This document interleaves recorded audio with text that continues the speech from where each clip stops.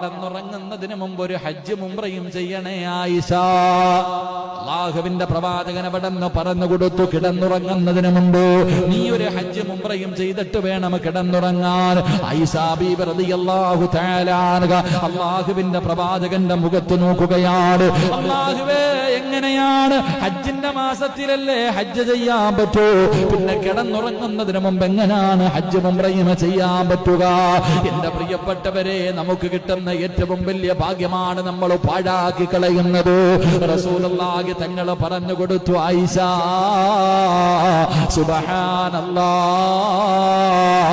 അൽഹംദുലില്ലാഹ് അല്ലാഹു അക്ബർ.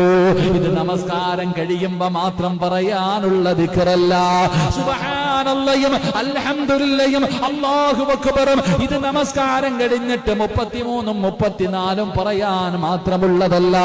എന്റെ പ്രിയപ്പെട്ടവരെ, അല്ലാഹുവിന്റെ പ്രവാചകനാണ് പറയുന്നത്, കിടന്നുറങ്ങുന്നതിന് മുമ്പ് ഏതെങ്കിലും ഒരു മനുഷ്യനീ ദിക്ർ 33 പ്രാവശ്യം വെച്ച് പറഞ്ഞാൽ സുബ്ഹാനല്ലാഹ് 33, അൽഹംദുലില്ലാഹ് 33, അല്ലാഹു അക്ബർ 34, അല്ലെങ്കിൽ 33 പ്രാവശ്യം ഏതെങ്കിലും ഒരു മനുഷ്യൻ ഈ ദിക്റുകൾ പറഞ്ഞിട്ട് കിടന്ന അവന് ഹജ്ജ് ഉംറയും ചെയ്ത പ്രതിഫലമുണ്ടെന്ന്